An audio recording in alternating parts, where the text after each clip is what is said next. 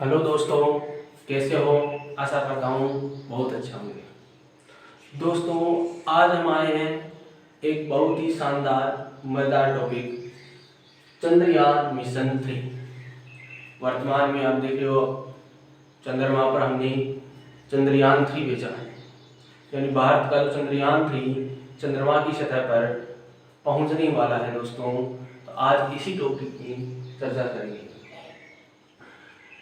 आज का जो लेक्चर है वो इन दो लाइनों के साथ स्टार्ट करते हैं कि रखकर चांद के उस पार कदम, रखकर चांद के उस पार कदम, हम एक इतिहास बना देंगे, हम एक इतिहास बना देंगे।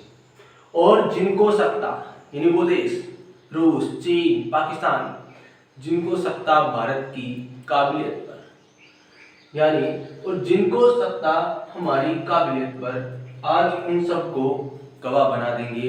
वो ही देंगे चंद्रयान 3 की गवाही कि भारत का एक चंद्रयान, एक बाहुबली जो गया है चंद्रमा के दक्षिणी ध्रुव पर। चलो दोस्तों, आज की टॉपिक पर बात करते हैं कि चंद्रयान मिशन 3 क्या है, किस प्रकार से लॉन्च हुआ, इसको कब लॉन्च किया गया, किस मिसाइल के द्वारा लॉन्च किया गया था और ये किस प्रकार से गति करता हुआ चंद्रमा की सतह पर पहुंचेगा।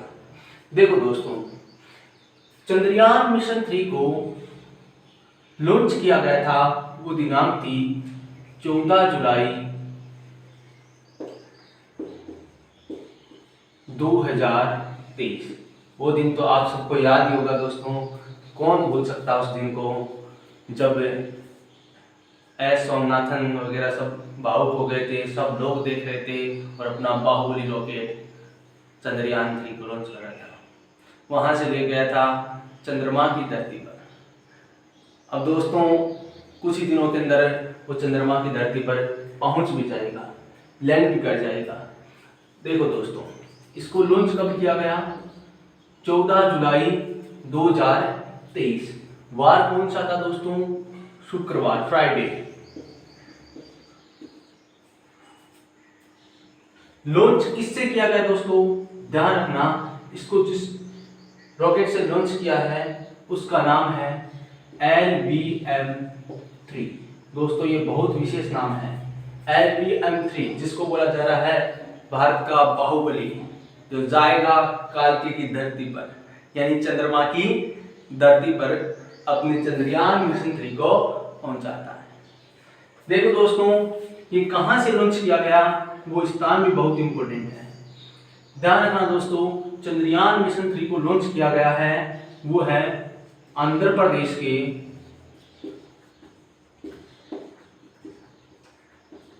श्रीहरिकोटा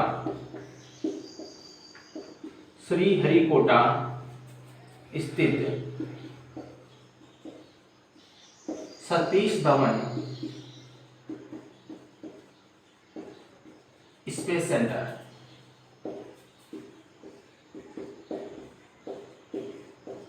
याद करो दोस्तों, यहीं से गया था चंद्रयान 2 और यहीं से जा रहा है चंद्रयान मिशन 3, चंद्रयान 3। ये वही स्थान है आंध्र प्रदेश का श्रीहरिकोटा स्थित सतीश धवन स्पेस सेंटर। इस नाम को दोस्तों याद रखना, जो भारत का गौरव है, सतीश धवन स्पेस सेंटर। यहीं से चंद्रमा को लॉन्च किया गया दोस्तों। कब लॉन्च किया गया? 14 जुलाई 2023। वार कौन सा था? शुक्रवार। किस रॉकेट के द्वारा लॉन्च किया गया, जिसको बोला जाता है भारत का बाहुबली? किससे? LVM-3 से। देखो दोस्तों, अपना बाहुबली तो उड़ रहा भी अंतरिक्ष के अंदर और चंद्रमा की धरती पर पहुंचेगा। तो दो लाइनों के साथ मैं अन्य देशों को कहना चाहता हूं कि अभी तो मापी है केवल चंद्रमा की ही जमीन, अभी तो मापी है केवल चंद्रमा की जमीन, अभी तो पूरा आसमान बाकी है। अभी तो हम चंद्रमा की धरती पर जा रहे हैं। देखना, हम पूरे आसमान, इन पूरे ग्रहों के ऊपर जाकर जरूर आएंगे, हम किसी से कम नहीं। देखो दोस्तों, जो LVM-3 है और इसका खर्च, इसका जो चंद्रयान मिशन है, इसका बजट कितना हुआ दोस्तों? ध्यान रखना, ये बहुत इंपॉर्टेंट है। इसका बजट है वो दोस्तों 615 लगभग 615 करोड़, बस इतना ही, 615 करोड़। अरे जो अपनी अन्य मूवियां बनी हैं वो लगभग 700 750 करोड़ है, कुछ कुछ तो 1000 करोड़ है। तो एक मूवी से भी कम, जैसे अभी वो आदि पुरुष जो मजाक बनाया रामायण के ऊपर, वो मूवी बनी है, वो 700 करोड़ की बनी है। और उससे भी कम खर्च में, उससे कम बजट में अपना एक चंद्रयान मिशन 3 जाएगा और 99% देखना दोस्तों ये एकदम सक्सेस होगा, सफल होगा, क्योंकि जो कमियां चंद्रयान 2 में थी उन सबको खत्म कर दी गई है। अब देखो दोस्तों, इसको लगभग पहुंचने में टाइम कितना लगेगा? तो दोस्तों इसको लगभग पहुंचने में 40 से 42 दिन लगेंगे। 40 से 42 दिन। ये कब चला? 14 जुलाई 2003। समय क्या था दोस्तों? याद करो, 2:35 2:35 के पृथ्वी की सतह से चला था। अब बात करते हैं दोस्तों कि ये पहुंचेगा कहां पर, चंद्रमा की किस जगह पर पहुंचेगा। ध्यान रखना दोस्तों, इस चंद्रयान 3 को पहुंचाने का वैज्ञानिकों का जो लक्ष्य है वो है चंद्रमा का साउथ पोल, चंद्रमा का दक्षिणी पोल, इन दक्षिणी ध्रुव है साउथ पोल। कहां पर पहुंचाना चाहते हैं? दक्षिणी ध्रुव पर पहुंचाना चाहते हैं। अगर दोस्तों देखो, मैं जो बात कर रहा हूं ध्यान सुनना, बहुत ही गौरव की बात है हमारे लिए। अगर दोस्तों ये चंद्रयान मिशन 3 सक्सेस हुआ और ये चंद्रमा की दक्षिणी ध्रुव पर पहुंच जाएगा तो ध्यान रखना, विश्व का भारत पहला देश बन जाएगा जो दक्षिणी ध्रुव पर पहुंचा। आज तक कोई भी देश चंद्रमा की दक्षिणी ध्रुव पर नहीं पहुंचा है। और ध्यान रखना दोस्तों, चंद्रमा की सतह पर पहुंचने वाला भारत चौथा देश बन जाएगा। अभी तक चीन, रूस और अमेरिका, 3 देश ही चंद्रमा की सतह पर पहुंचे, सक्सेस रहे हैं, और चौथा कौन सा हो जाएगा? भारत। तो अपने लिए बहुत ही गौरव की बात है। जो मैंने लाइन स्टार्ट में की थी, हमारी कामयाबी पर शक करने वाले, तो वही हमारी कामयाबी पर जो शक करते हैं वही गवाही देंगे कि भारत भी पहला देश है जो कहां पर पहुंचा? चंद्रमा के दक्षिणी ध्रुव पर पहुंचा। और चंद्रमा पर पहुंचने वाला कौन सा देश है? चौथा देश हो जाएगा। अब देखो दोस्तों, हम बात करते हैं कि किस प्रकार से एक कोई सैटेलाइट है, या ऐसे बात करूं मैं, सैटेलाइट है वो किस प्रकार से पृथ्वी की सतह से बाहर जाता है, या कोई भी जैसे मानो चंद्रयान 2 भेजा, चंद्रयान 3 भेजा, वो किस प्रकार से चंद्रमा पर जाता है। देखो दोस्तों, इसी पर चर्चा करते हैं।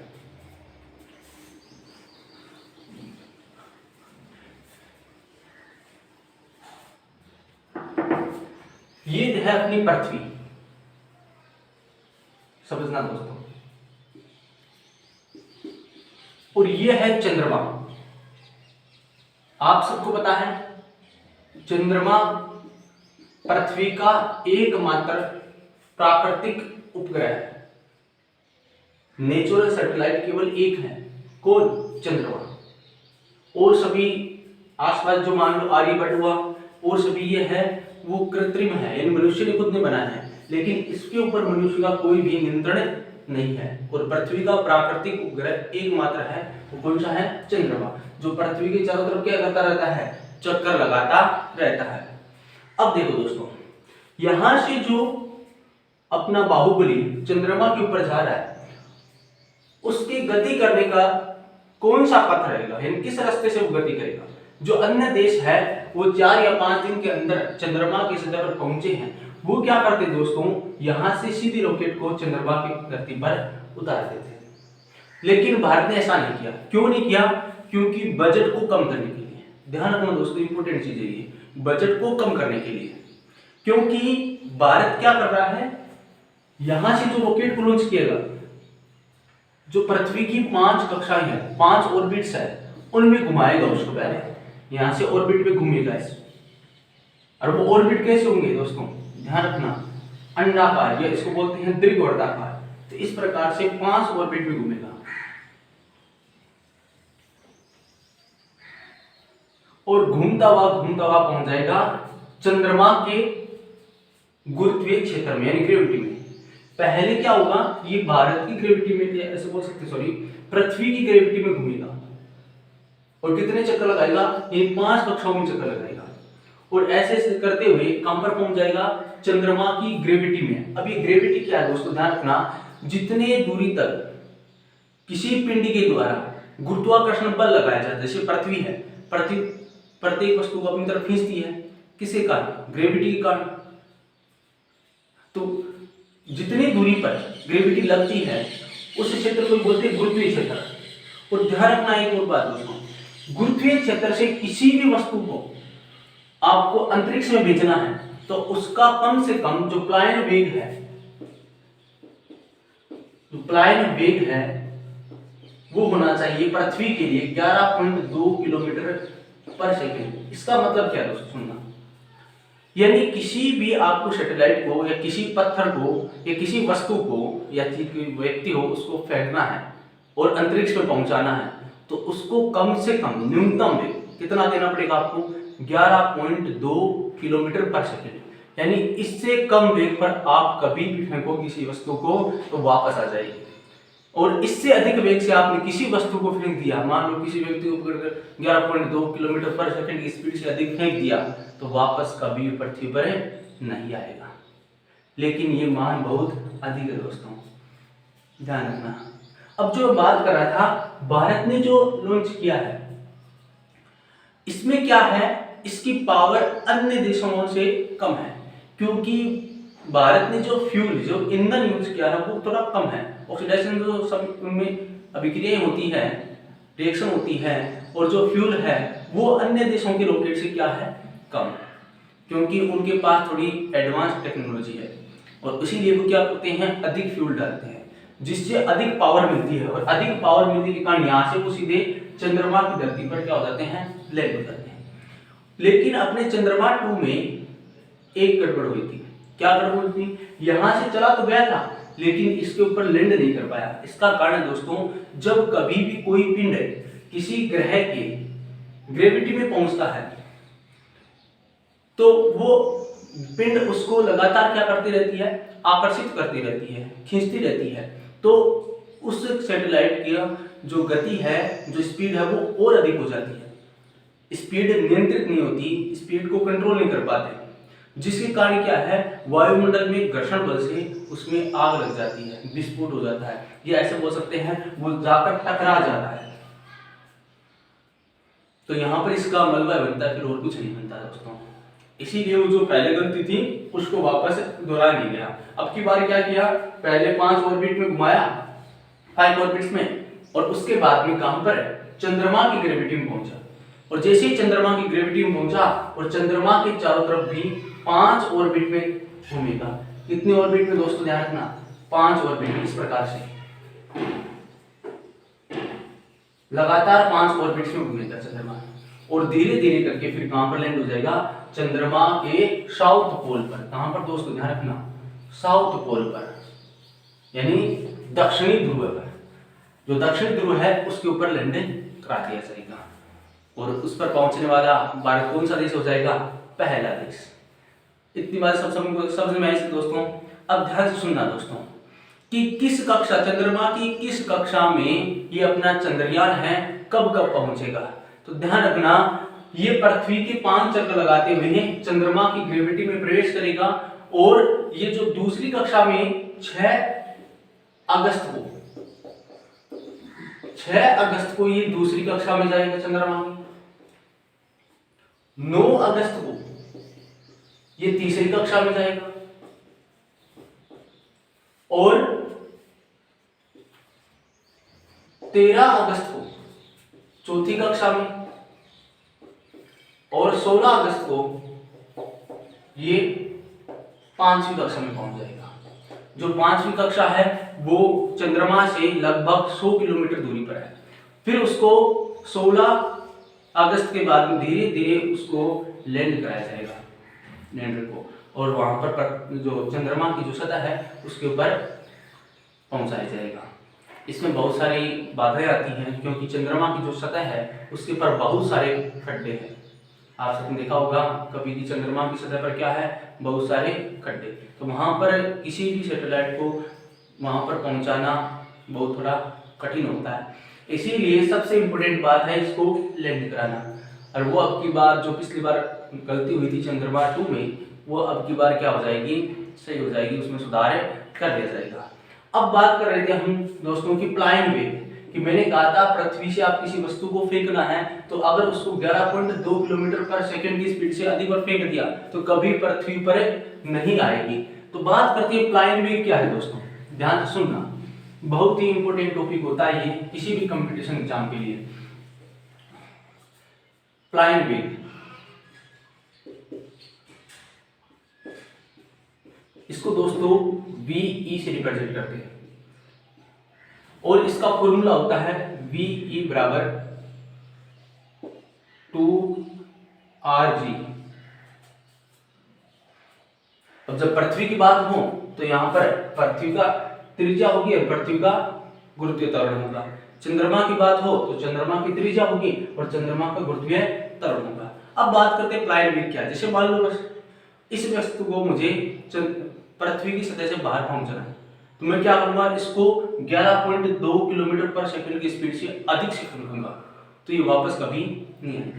तो फ्लाइंग वेग का मतलब होता है वह न्यूनतम वेग, यानी कम से कम वह वेग जिससे किसी वस्तु को पृथ्वी की सतह से फेंकने पर वो पृथ्वी के गुरुत्वीय क्षेत्र, ये जो पृथ्वी का जो गुरुत्वीय क्षेत्र होता है उस क्षेत्र से बाहर चला जाए और वापस कभी लौट करे ना आए। उस वेग को, वस्तु के या उस पिंड के उस वेग को हम बोलते हैं फ्लाइंग वेग। और ध्यान रखना पृथ्वी के लिए फ्लाइंग वेग का मान कितना होता है,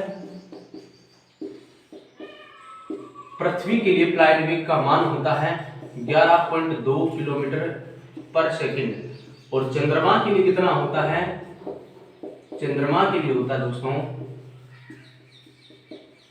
2.4 किलोमीटर पर सेकंड। यह है फ्लाइंग वेग। अब हमने फ्लाइंग वेग की बात की दोस्तों, अब बात करते हैं कि ये जो मिशन है ये किसके द्वारा तैयार किया गया, जिसको बोला जा रहा है भारत के धुरंधर, वो कौन है और किस संस्था के द्वारा ये तैयार किए जाते हैं। तो आप सबने नाम तो सुना होगा दोस्तों, इसरो। अब बात करते हैं इसरो की स्थापना कब हुई, इसका हेडक्वार्टर कहां पर है और इसके वर्तमान में अध्यक्ष कौन है और इसरो की फुल फॉर्म क्या होती है। कुछ व्यक्तियों को तो इसरो की फुल फॉर्म पता नहीं होती, तो आज इसका पूरा नॉलेज देंगे दोस्तों, देखना।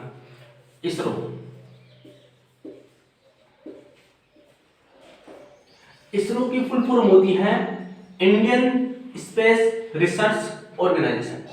इंडियन स्पेस रिसर्च ऑर्गेनाइजेशन यानी भारतीय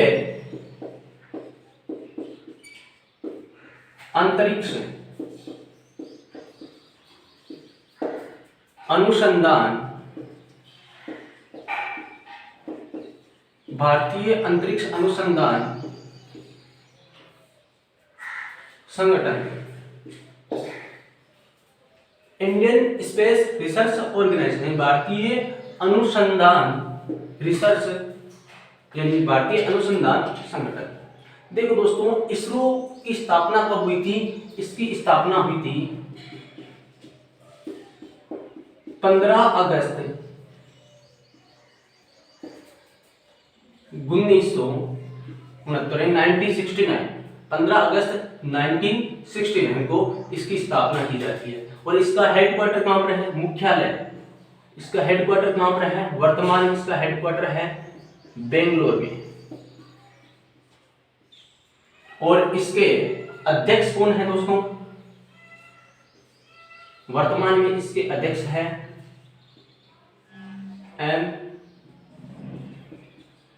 सोमनाथ। वर्तमान में इसके अध्यक्ष कौन है दोस्तों, एम सोमनाथ। आपने वो वीडियो देखा होगा जब चंद्रयान 3 को लॉन्च किया गया था, तो एम सोमनाथ और उनकी टीम कितनी भावुक हो गई थी दोस्तों, कि इतने लोग थे, इतनी भीड़ थी, सबकी आशा चंद्रयान 3 पर थी।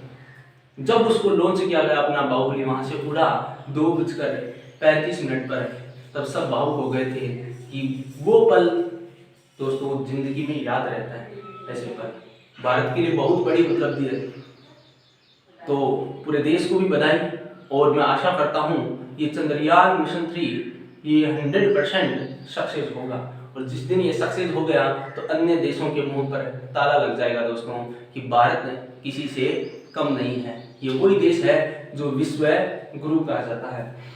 देखना दोस्तों, मैंने आपको बताया हाँ, इसरो की फुल फॉर्म होती है इंडियन स्पेस रिसर्च ऑर्गेनाइजेशन, भारतीय अंतरिक्ष अनुसंधान संगठन।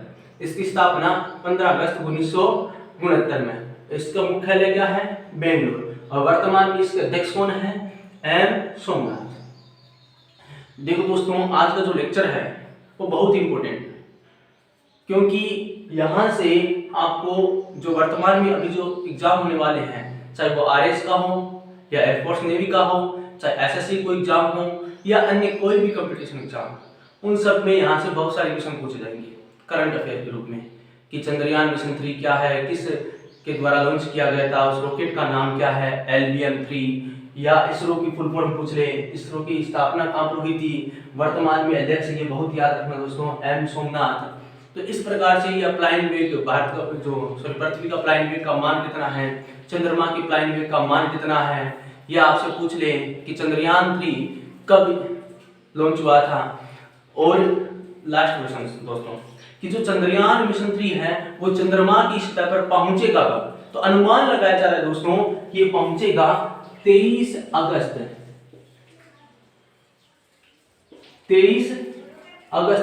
2023 को लगभग 5:47 पर। कब पहुंच जाएगा? 5:47 पर अपना बाहुबली रॉकेट यानी अपना बाहुबली कहां पर पहुंच जाएगा? चंद्रमा के दक्षिणी ध्रुव पर, साउथ पोल। याद रखना दोस्तों, ये साउथ पोल यहाँ से रमन कर 100% प्रश्न आएगा साउथ पोल वाला। तो ठीक है दोस्तों, आपको ये वीडियो कैसा लगा? आपको अगर ये वीडियो अच्छा लगा है तो वीडियो को लाइक, कमेंट और चैनल को दोस्तों सब्सक्राइब करो, क्योंकि आपका सपोर्ट ही दोस्तों हमें मेहनत करने के लिए, हमारे उम्मीदों को आसमा देने के लिए हमारा सहयोग करता है। तो इसीलिए दोस्तों चैनल को सब्सक्राइब करो, और आपको वीडियो अच्छा लगा हो तो उसको लाइक करो। धन्यवाद दोस्तों।